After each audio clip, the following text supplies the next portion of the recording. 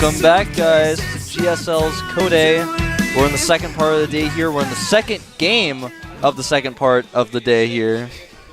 We are. Don't give me that giggle. That's where we are, man. I'm just putting out the truth. So we are going to have Noblesse versus Hero. The map is Tal'Darim Altar. I don't know. These two guys, I think, will match up quite well. The thing about this matchup is that I haven't really seen Noblesse play TVP. I just haven't really seen it yet. And I think for that reason, it makes me it makes it difficult to predict what kind of style we're going to see from him. Yeah, it is. But that's a good thing on his part, though. It's something he's got under his belt. Hero doesn't actually know how he's going to play. Like, of course, these Korean teams do trade a lot of information, so they know who's going to be playing their styles. But until you do it on TV, in the booth, you never know. Exactly. You just really don't know, because one player can play one style every day on the ladder over and over and over again, but then practice one specific build with another team or with his own team and keep that information secret. And then the next thing you know, you come out on the real game and you're like, oh, he didn't do what I expected him to do on the ladder. You know, when I play him on the ladder, he does it. Noblesse himself. There we go. Prepares well with specific builds. Yeah, that's actually something that I would like to say about Noblesse that I've observed so far. He shows a lot of creativity. I always talk about this when I talk about Noblesse, but he was the first guy to use ghosts and TVT in the GSL. Very quick ghosts. He used them to, of course, EMP cloak Banshees and then snipe Marines and do a very aggressive style of ghost type of play. We saw that MMA tried to do that in the Super Tournament Finals. Didn't work out. Well, that kind of style can work out, and I like that he was creative enough to come up with that. Yeah, I'm really interested to see which builds he's going to use today, and of course we have on the other hand OGS Hero. There we go. Has MC and Inga to practice with. Yeah, he's got those two pro S's on his team, obviously. And in fact, when I saw him at the GSL, or at the Code qualifiers, I stood behind him and he had the ID Inca, because you use different IDs when you're doing the qualifiers. And I was like, that's not Inca. Inca, he's in Code S, man. And I looked behind him, I was like, he doesn't look like Inca at all. And then I figured out it was Hero, and I was like, makes sense. It does. Of course, he had a very tough run through the Code qualifiers. Off the top of my head, I can't remember who he played, but I remember there were very long games, and then I had to run into Donregu before it qualified and managed to take him out 2-0. And he was so happy after that, he fist pumped the air. He was really happy, and Donregu was a little bit frustrated. He looked very upset. But it is one part of the Code qualifiers that a lot of people don't understand, is they'd play 4 sets against very strong players, and some of those games, as we saw from a couple of players there, they went for every game they played was about 40 minutes long. Yeah. And after you do 2 or 3 sets of that, you just want to die. And if you're not a foreigner, you have to be in the Grandmaster League, essentially, to participate. The very top-level masters, you have to get permission to play. If you're not in Grandmaster League, you have to get permission. I believe it was the top 176, and then they took the people who were the most highest on the ladder. And I think the lowest person for this Code, I believe, was 1,400 masters on the Korean server. But they disappear pretty quickly at Code. And they do it kind of like on a case-by-case basis. So basically, there are no bad players at the Code qualifiers. Absolutely. They're all the best players in Korea. And of course, you have some foreign guys in there who aren't the best.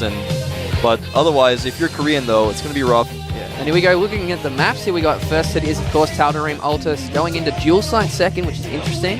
And then Metalopolis to finish off.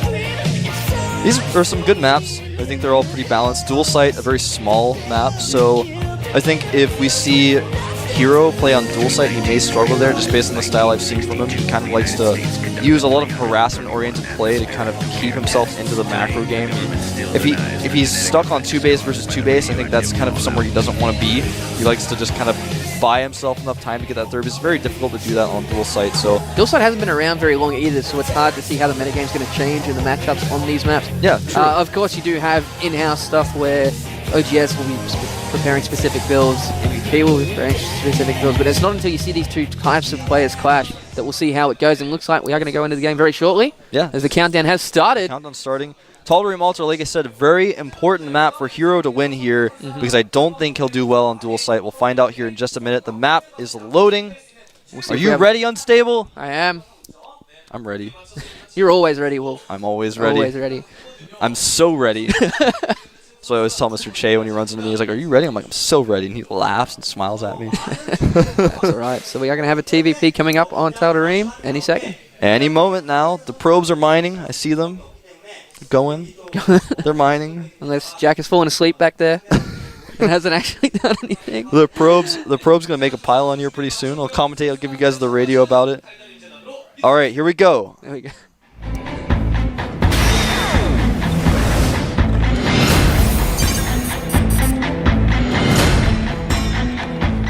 All right, over here at the bottom right, member of the team MVP. Used to be called Cute Foyu when he was part of Foyu.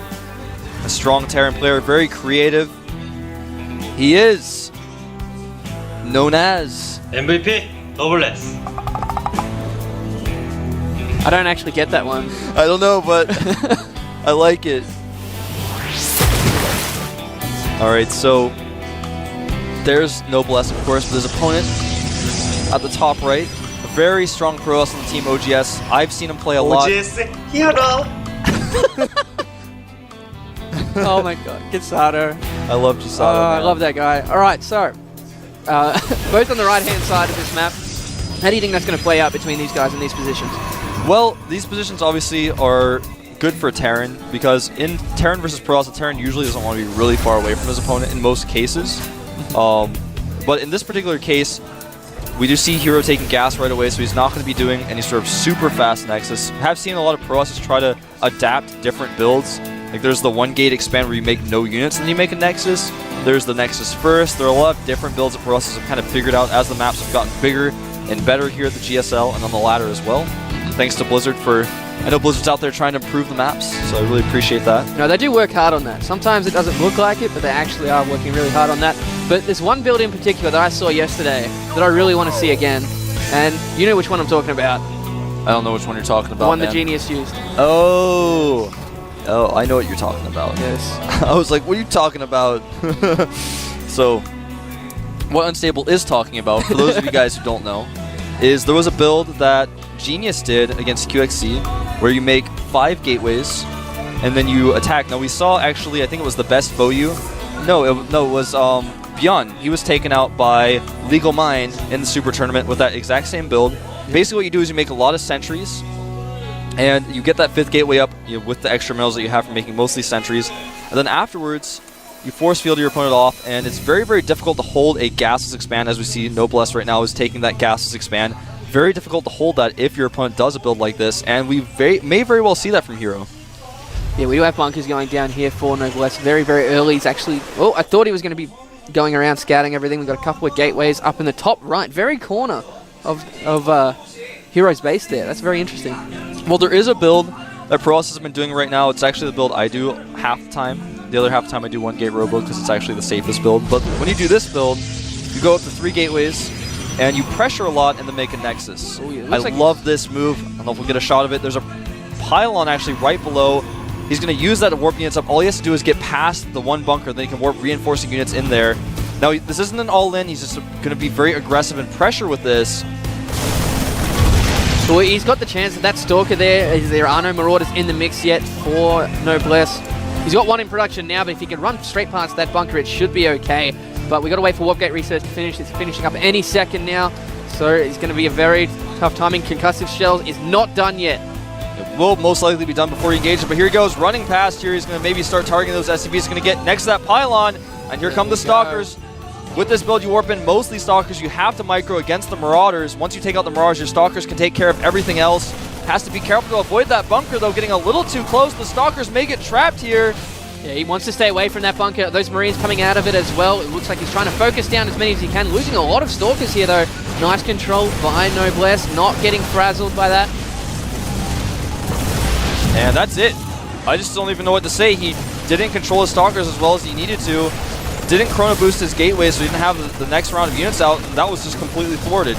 He killed maybe a Marine and half of an SCV and lost his pylon, all of his units. Even his Nexus was late. He was stacked up to 700 minerals. And Hero, I'm disappointed in you, man. I talked so good about you, and then you come in here and you mess it up. Well, it is his first televised match. Exactly. I have to give it that. That's what we were talking about earlier. Nerves do come into play in this kind of a situation. And now his Stalkers are going to get caught by Marauders again. Loses one of these Stalkers. That's huge. And I gotta say, he's 11 supply behind now. His Nexus isn't even done. He only has those 3 gateways, and he's not gonna be able to hold this attack. He's gonna lose his Nexus. Yeah, he might actually. He's got about 7 Marines and 3 Marauders coming up there. Hero warping in, more Zealots to try and tank as much of that damage, but he's only 5 units here. This could really damage him. I'm not gonna put it past Noblesse. to actually focus down the Stalkers, and looks like he's just going to go straight for that Nexus. That will be the answer that I have. Yeah, he's not going to be able to hold this. He's not even chrono boosting his gateways. Hero choking here a little bit, and he's going to try to hold this now. He does have enough units to hold, but smartly Noblesse pulls back. Noblesse could have been maybe a little bit more aggressive, but now he's going to have to run away. Didn't reinforce with his units either, didn't rally any of his units, just played it safe. He didn't know if there was another pylon maybe lurking around to warp units in for a counterattack. So I like his choice of backing off, but he could have done a lot more with that. Yeah, I like his decision making there. If he decided to rally all his units, like you were saying, that forward pylon could really hurt him, and it has undone a lot of Terran players in the past. Absolutely. Well, that Nexus is up now. He was able to save it, and you know, I maybe got a little bit too excited and was saying that there's no way he can hold it. Did it just barely manage to warp those units in, but had Noblesse just attacked the army instead of the Nexus and picked off those Stalkers, the reinforcing units would have just not been enough. That's right. We do have a Ghost Academy, very early Ghost Academy coming in from Noblesse. This is kind of becoming the style. Marine King started doing it. Now a lot of people are doing it. And before Marine King, we did see some players, even like the Best was using it. SC Foyu was using it a little bit, where you get that fast Ghost Academy off of 2 base after you do a gasless expand. That way, if you get ahead kind of as he has, your opponent's going to be relying on those sentries. And what's the best way to deal with those sentries when you have the economy to do it? Ghosts. That's the best way. Yeah, people really underestimate the power that sentries have in this matchup. You take away those force fields and it just becomes a one-sided affair that it just doesn't look like it from when looking at the tops of the screen. We do have more unit turret going up here for Noblesse in his main. I'm just having a look on the production tab here. Very wise choice. A lot of people do try and follow up with DTs if they feel they're behind. Yeah, we have seen that a lot recently, actually. And this probe actually wanted to take this on. Like, Watchtower, that Marine only has one hit. Oh, combat shield finished at that exact moment as well. So if the probe had hit it, he would have still died. Yeah. We do have a very scary army here by the looks of it, and coming across with 2 ghosts as well. I think he's just going to go and try and end it here.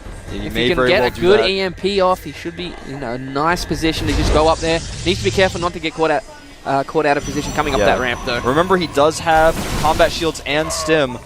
He's basically just trying to hit those sentries. Nice splitting by Hero though. And the ghosts are here. He's going to try to scan. May EMP some of these units. Hero being very nervous. He's not entirely sure what to do. And here come the ghosts. Oh, he got 3 of them. I actually think he got all of them. No, he doesn't have enough. Does get some force fields off, but loses a few zealots. And I think he actually forced the stim as well. This is not the right time to attack for Hero. He should have waited for a few more units. Even though he's got half of his opponent's units out there, he's not going to be able to hold this, I don't think. Some more good force fields, though, and actually, he may hold this, doing a lot of damage, but as these Marauders come in, again, Noblesse not reinforcing his units, and it's going to be a pretty even trade. Yeah, it just comes down to those force fields. So like we were saying, it's just so critical how widely they can split the battle there. Yeah, it's funny because I thought after the EMPs he just wouldn't have enough forces, but he actually had the sentries that didn't get EMP'd had enough energy banked up to where he was able to force field. Very, very close though. And even so, he didn't need to engage just then. If he had just waited a little bit longer, he would have actually crushed the army of Noblesse. Exactly. We do have leg speed and +1 attack coming out here for Hero as well now. He's got more turrets going up. He really doesn't want those DTs in his base that, of course, we know aren't on the way. But I like the fact that Noblesse is playing safe. Yeah. Noblesse is about to have +1. It just finished.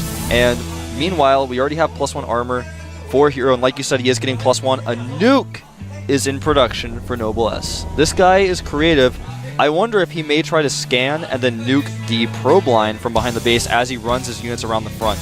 Yeah, I think if it's going to work, he needs to split up Hero's attention. He needs to do it in both locations. Maybe attack around the top of the third that Hero can take and come in from the top there. At the same time, run a scan and a nuke down the bottom. Try and fake him out, because if he does one at a time, I'm confident that Hero will respond correctly. I think you're right, and it looks like it may be a nuke back here. He is going to take out this assimilator at the very least. He's actually using that factory to scout for him, which I like. Instead, he's going to hold back Hero, especially with that gas. Does take out a probe. He's trying to get out of there in the middle of the map. And he actually, sorry to cut you off, he actually does not have a ghost with that army that he's got out here, so not going to be able to nuke right away. Does have one in production, though. Does he have any on the field? That's the question. Oh, that is a good question. I'll check. No, he does not. So that's unfortunate. I like the fact he's denying this 4th gas, especially since Hero has gone for Blink Heavy and a lot of upgrades. It's going to really hurt his ability to get those out as fast as he wants. And it looks like we are going to see him go around the top by the looks of it. Right as Hero comes down the ramp, he might want to try and chase him. He sees that one Marine. Did see him walking to the front. I think he's also seen that dropship as well. Looks like he's going to go for it. Maybe not. These Stalkers in kind of a tough spot. The Zealot is going to spot the army.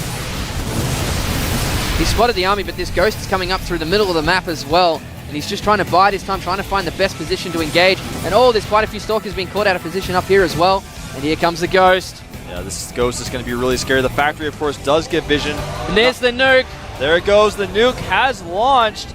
But has he noticed? I don't think he's noticed. At the same time, he's pulled his army back. He's actually going to lose this third Nexus if Noblesse actually focuses it. I can't see the mineral line. Did he pull his probes? He did pull his probes, and the nuke hits nothing, but he does lose his third Nexus. This is exactly what you and I were talking about. Great to split his army, attack the third base location as he nukes, splitting the attention of Hero. Great creative play by Noblesse. Yeah, we're looking here, though. They are still pretty even on the supply, 147 to 131.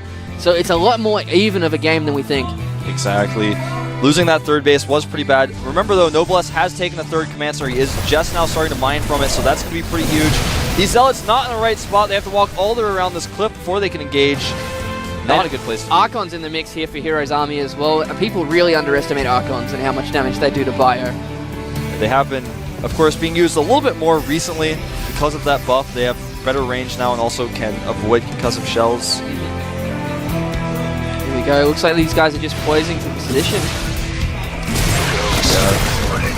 Finally does get control of that Zelnaga watchtower. That's something that's been frustrating him for a while. And we actually have a drop up here onto the high ground into the main, as well as the natural, actually. The natural drop has been deflected, but again, there's another drop in the main as these sentries fall. That sentry had a lot of energy on it. It's actually continuing to drop units up. They're using the dropship for vision, getting a lot of probes, actually. And it looks like Hero has been split up his attention yet again. Yeah. Noblesse doing an amazing job of just keeping Hero on the back foot. So really nice style by Noblesse, just being aggressive in several different locations, abusing the fact that the Zealots cannot attack at this location, drawing them back by dropping units onto the high ground, making them use their charge, and then of course backing away. Even dropping in the main, we didn't get a shot of it, was deflected, but he's just being in so many places at once that it's very difficult for Hero to deal with. He's just inch by inch clawing his way a lead in this match. Exactly. Has to be very careful. This isn't a very large force out here in the middle of the map. If Hero catches him in a bad spot, he may end up losing all of these units. He's got 2 more dropships moving across into the main. This could be very dangerous as all of Hero's army is pretty much in the middle of the map, chasing Noblesse across the wrong way. And an EMP went on all those sentries. That was huge. Drop going off as these armies engage here. Zealot's just trying to chase. He does not want to engage that, just trying to keep his bio away. But here comes these stemmed units into the main. He's going to unpower all those gateways. There are just a few pylons there. And then, of course, there will be an Artosis pylon. And all of the gateways will fall. Here we go. Looks like Hero's actually ignored that army. He could have chased that all the way down. He did actually force a lot of stems and actually going to get the Templar Archives. All of that is unpowered at the moment. And there is just no units anywhere. Gets the Robo as well. This is looking really good for Noblesse. Actually going to force the stop of this upgrade as well. And he might actually even get away. It looks like he may kill these Zealots and then the Forge and then leave. The Stalker is actually being caught in a bad position here by Noblesse's army. Noblesse's multitasking is so good here in this game. He is just everywhere at once. He may kill the Forge. He does kill the Forge. He may even kill these Zealots and pull away, and again attacking the third base location at the same time with this small Marauder force, just engaging all at the right places all at once, lifting up, pulling back. Great play by Noblesse. It looks like he also engaged the main army there of Hero while we were focused on that drop. Got a lot more Zealots come through. I don't know, he seems to just be everywhere. He is everywhere at once. You just can't stop him. There's no longer a Forge, there's no longer a Templar Archives. This dropship is empty. Will be taken out. Small victory for Hero. He's putting a lot of pylons around those gateways this time. Doesn't want it to happen again. He absolutely is. Stops another drop up here in the third base. But really, if we look at it, it's a maxed out Noblesse versus a 150 for Hero. Yeah, and this engagement could go very poorly. There are some ghosts here with a lot of energy.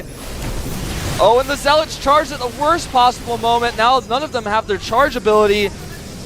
But the army of Hero still looks a lot bigger. It does. He just has so many units because a lot of the units of Noblesse are elsewhere. They're all in dropships. They really are, and this factory may finally get taken out. Nice We do see this style on this map a lot, making a planetary at a choke point as well as a missile turret. So that's going to make it very difficult for Hero to move out, especially with those Zealots. The Zealots just want to attack the planetary. The planetaries, of course, make life miserable for Zealots. It looks like Noblesse has only just now started upgrades. Let's have a look at the upgrades, Wolf. All right, upgrades for Noblesse are 1-1, whereas the upgrades for Hero are +1 armor and +2 weapons. We do have another drop in the main, getting a lot more kills as well, but he's going to be thwarted a little bit sooner than last time. Lots of Marauders in the mix, taking out so many Stalkers. And in the meantime, he's going to attack the natural while the Zealots are occupied. Zealots running forward here, but they're just not any support. EMP's got through all of those sentries. There are no force fields anywhere. Noblesse doing an amazing job of microing these units. All the Zealots are almost gone. This could be it.